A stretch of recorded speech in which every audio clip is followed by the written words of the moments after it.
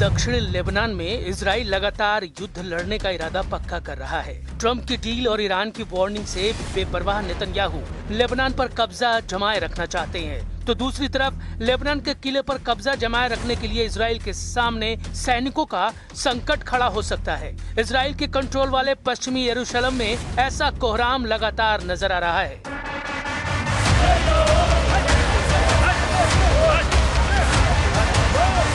पश्चिमी यरूशलेम में पुलिस और हारेदी प्रदर्शनकारियों की झड़प आए दिन होती रहती है। हारेदी प्रदर्शनकारी वो लोग हैं जिन्होंने सेना में भर्ती के खिलाफ मोर्चा खोला हुआ है। हारेदी यहूदियों की रैली नेतन्याहू को बार बार चैलेंज कर रही है।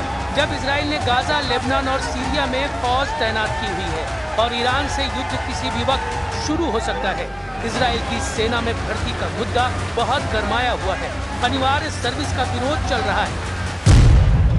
इस विरोध का सेंटर पॉइंट वो हारेदी यहूदी समुदाय है जो नहीं चाहता कि उस पर सेना में अनिवार्य सर्विस का दबाव डाला जाए। इसी डिमांड के साथ हजारों लोग आए दिन इजराइल के शहरों में प्रदर्शन करते रहते हैं।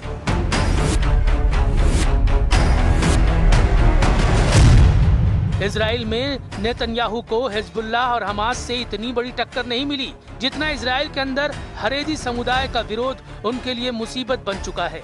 भ्रष्टाचार के मुकदमों के अलावा अब ये भीड़ नेतन्याहू पर आग बबूला है। ये लोग युद्ध में नहीं जाना चाहते। हारेदी यहूदियों की दलील है कि पवित्र किताब तोरा का अध्ययन इजराइल की हिफाजत करता है। ऐसा करना उनकी ही जिम्मेदारी है, इसलिए उन्हें फौज में भर्ती से छूट मिलनी चाहिए। हारेदी यहूदियों का मानना है कि सेना का माहौल उनके धार्मिक नियमों से अलग है, जहां पुरुष और महिलाएं साथ रहते हैं। खाने पीने के नियम भी ऐसे हैं जो उनकी प्रार्थना के नियमों से मेल नहीं खाते। हारेदी यहूदी समुदाय इजराइल देश की स्थापना को भी सही नहीं मानता। ऐसे में हारेदी युवाओं की धार्मिक आस्था कमजोर होती है। अब तक हारेदी यहूदी समुदाय को सेना में भर्ती से छूट रही है, लेकिन सुप्रीम कोर्ट के आदेश के बाद इसे खत्म किया गया है। नेतन्याहू के गठबंधन वाले साथी भी यही चाहते हैं। ऐसे में नेतन्याहू सरकार से हारेदी समुदाय की टक्कर तेज होती जा रही है।